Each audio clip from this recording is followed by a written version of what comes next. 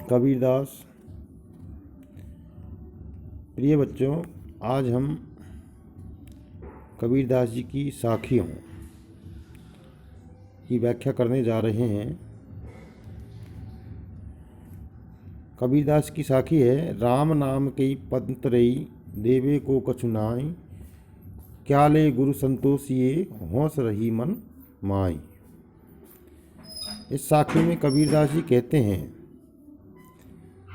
कि मुझे मेरे गुरु ने राम नाम दिया, उस राम नाम के समान मुझे कुछ भी प्रतीत नहीं होता। मेरे लिए राम नाम जो है बहुत मूल्यवान है। मैं गुरु के उस उपकार से ऋण होने को कुछ देना चाहता हूँ, किंतु गुरु को क्या दूँ? राम नाम के बराबर तो कुछ है ही नहीं। मैं कौन सी वस्तु लूँ जिसे गुरु को दे सकूँ और संतोष का अनुभव प्राप्त कर सकूँ। यही हौसला उमंग मन में बनी रहती है। इसका मतलब ये है कि गुरु को बदले में कुछ देना चाहते हैं कबीरदास जी, पर देने योग्य वस्तु ने पाकर कबीरदास जी जो है मन ही मन उनके पछताते रहते हैं, और ये उनके भीतर एक होश ही रहती है। दूसरी साखी है, पाछे लागा जाई था लोक वेद के साथ, आगे थई सतगुरु मिला दीपक दिया हाथ। कबीरदास जी इसमें कहते हैं, मैं तो धन्य व्यक्तियों की तरह लौकिक और वैदिक मान्यताओं का पालन करता था और उन्हीं के साथ जी रहा था, किंतु जब सतगुरु से भेंट हो गई तो उन्होंने कृपा करके मुझे ज्ञान रूपी दीपक जो है दे दिया, और गुरु से सच्चा ज्ञान जो मुझे प्राप्त हुआ, उस ज्ञान से लोक और वेदों से जो कुछ सीखने को मिला वह गुरु के सामने कुछ नहीं था। इन दोनों साखियों में गुरु के महत्व को दर्शाया गया है और राम नाम और ज्ञान को बहुत महत्वपूर्ण माना है। दोहा छंद है और कबीर की जो साखियां हैं वो दोहा छंद में लिखी गई हैं अक्सर। साखी का अर्थ यहाँ साक्षी है। भाषा इसमें सुधुकुड़ी है, संध्या, पूर्वी आदि भी कहा जा सकता है। अनुप्रास अलंकार का इनके भीतर प्रयोग हुआ है। देखिए आगे की जो साखी है वो है, ज्ञान प्रकाश्या गुरु मिल्या, सो जिनी बीसरी जाई, जब गोविंद कृपा करी तब गुरु मिल्या आई। इस साखी में कबीर कहते हैं कि मुझे गुरु मिले जिनसे मेरे भीतर ज्ञान का प्रकाश हुआ। मैं चाहता हूँ कि वह ज्ञान भुला न दिया जाए। गुरु भी मुझे तब प्राप्त हुए जब मेरे ऊपर ईश्वर की कृपा हुई है। कोई भी चीज़ बिना ईश्वर की कृपा के प्राप्त नहीं हो सकती है। अगली जो साखी है वो है, कबीर कही में कथी गया ब्रह्म महेश, राम नाम सतसार है सब काहू उपदेश। इस साखी में कबीर कहते हैं कि ब्रह्मा शिव ने राम नाम को ही सार तत्व बताया है। कबीर स्वयं भी राम नाम को सार तत्व मानते हैं। राम नाम ही सार तत्व है, यही सबके लिए कबीरदास का उपदेश है। अगली साखी है, भगति भजन हरि नाव है, दूजा दुख अपार, मनसा वाचा क्रमना कबीर सुमिरन निसार। सभी के लिए, सबको राम नाम अपनाना चाहिए, उसे ही महत्वपूर्ण मानना चाहिए। ईश्वर की भक्ति, ईश्वर का नाम ही इस संसार में सार तत्व है। इसके अतिरिक्त और सब तो दुख देने वाले हैं। सांसारिक विषयों में सुख नहीं मिलता। कबीर इसीलिए कहते हैं कि मन, वाणी और कर्म से भगवान का स्मरण करने में ही सार है। जीवन का यही उपभोग या उपदेश है। इन साखियों में कबीर ईश्वर कृपा से ही सतगुरु मिलते हैं की बात कहते हैं।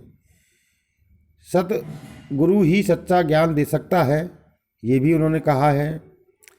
ईश्वर का स्मरण भक्ति जीवन में यही सार है, ये भी कहा है।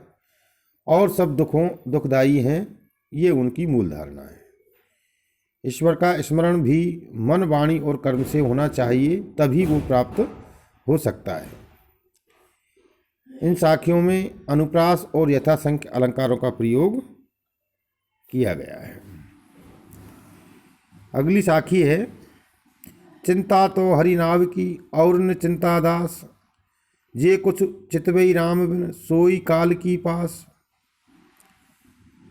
कबीर इस साखी में कहते हैं कि ईश्वर का दास एक ईश्वर नाम की ही चिंता करता है, वह और किसी के बारे में चिंतन नहीं करता।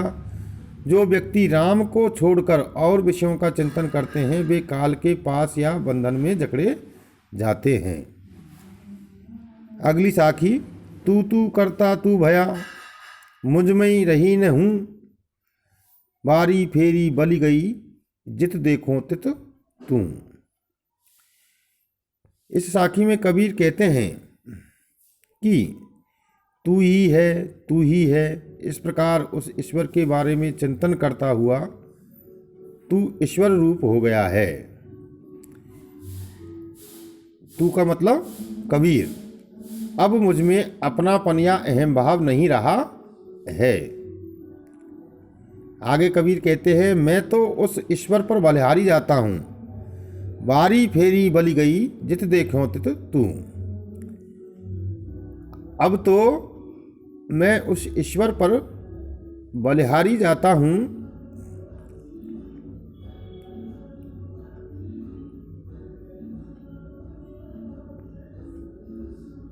जिसमें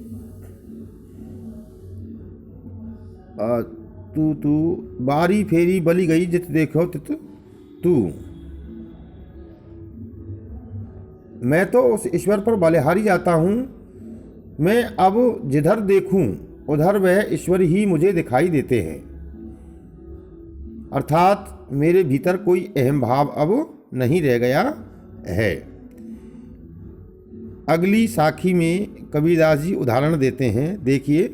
चकबी बिछुटी रैणी की, आई मिलो प्रभात, जे जन बिछरे राम सु, ते दिन मिले रात।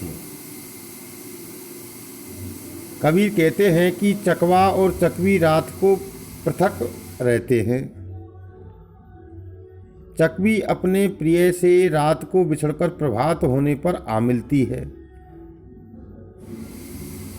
उसे, किसको? चकवी को बिछड़ने का कष्ट मात्र रात भर ही रहता है। आगे कबीरदास जी कहते हैं, चकवी को तो वियोग की वेदना का अनुभव रात भर ही होता है, किंतु अज्ञानी जो जीव है, ईश्वर से बिछुड़कर भी वेदना का अनुभव नहीं करते हैं। बिना वेदना का अनुभव किए वे न रात में और न दिन में ईश्वर को प्राप्त करते हैं। इसलिए ईश्वर का स्मरण करना बहुत ही आवश्यक है। इन साखियों में कबीर ने अपने अनुभव के आधार पर चिंतन को सार विषय माना है। और देखिए, भक्त तुलसीदास जी ने भी इस प्रकार की पंक्तियाँ लिखी हैं। सिया राम में सब जग जानी, करहु प्रणाम जोर जुग पानी। ईश्वर प्राप्ति के लिए छटपटाहट बहुत महत्वपूर्ण होती है। विवेकानंद जी ने भी कहा है कि जैसे गोद का बच्चा माँ के लिए छटपटाता है, ऐसी बेहलता ईश्वर के लिए हो तो ईश्वर के दर्शन हो जाते हैं। लोग ईश्वर से बिछड़ने का दुख ही महसूस नहीं करते तो ईश्वर उन्हें कैसे मिलेंगे। इन साखियों में तद्गुण और अनुप्रास अलंकारों का प्रयोग मिलता है। अगली साखियाँ देखिए। बहुत दिनन की जोबती बाट तुम्हारी राम, जिव तर से तुम मिलन को मनि नाही विश्राम। इस साखी में कबीरदास जी कहते हैं कि मेरी आत्मा बहुत दिनों से ईश्वर तुम्हारी राह देख रही है, अर्थात प्रतीक्षा कर रही है। मेरा चित्त तुमसे मिलने के लिए तरसता है, अर्थात लालायित है, और मन में किसी प्रकार थोड़ा भी चैन नहीं है, अर्थात विश्राम नहीं है। मन में निरंतर बेचैनी बनी रहती है। यहूँ तन जालऊ मसी करो, लिखो राम का नाम, लेखनी करू करंक की, लिखी लिखी राम पठाऊ। अगली साखी में कबीरदास जी कहते हैं कि मन करता है कि तुम्हारे विरह जनित असहनीय कष्ट से छुटकारा पाने के लिए इस शरीर को ही जला डालूं और उसकी भस्म से स्याही बनाऊं और खोपड़ी या सिर की हड्डी की लेखनी बनाऊं और उसकी सहायता से देह की जो भस्म है से स्याही बनी है उससे राम नाम लिख लिख करके ईश्वर के पास भेजूं। यहाँ पर कवि के द्वारा जो व्यंजना की गई है वो ये है कि तब राम को मुझे दर्शन देने को बाध्य होना पड़ेगा। गृहिणी आत्मा की दशा यहाँ हम समझ सकते हैं। इन साखियों में कबीर ने आध्यात्मिक विरह का मार्मिक वर्णन किया है। कबीर ईश्वर को प्राप्त करने के लिए निरंतर ईश्वर का चिंतन और उसके दर्शन पाने की विहलता पर जोर देते हैं। स्याही और लेखनी के बारे में कवि की निजी कल्पना दृष्टि है जो देखने योग्य है। वर्णन में संवेद बिंब है, यहाँ चित्रात्मकता भी है और भक्ति रस का प्रयोग हुआ है। देखिए अगली जो साखी है वो है हंसी हंसी कंत न पाइए, जिनि पाया तिनि रोई, जो हाँसे ही हरि मिले तो न नहीं दुहाग्नि कोई। कबीर कहते हैं कि हंसते हंसते तो किसी ने अपने कंत स्वामी को नहीं प्राप्त किया है, जिस किसी ने उसे प्राप्त किया है उसने रो रो कर ही पाया है।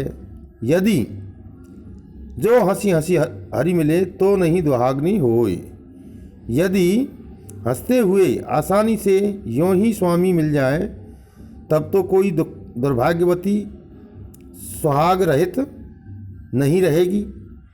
कबीर का यहाँ कहने का आशय ये है कि पत्नी में पति के प्रति जैसा लगाव होता है उसी प्रकार का लगाव ईश्वर को प्राप्त करने के लिए आवश्यक है। ईश्वर के बिना जो रोते हैं, छटपटाते, दुखी होते हैं, उन्हें ही ईश्वर मिलता है। यदि यों ही ईश्वर मिल जाया करता तब तो सभी जीवात्माएं ईश्वर को प्राप्त कर लेती। अगली जो साखी है वो देखिए। पर्वती में फिरया, नैन गवाए रोई, सो बूटी पाऊँ नहीं जाते जीवनी होई।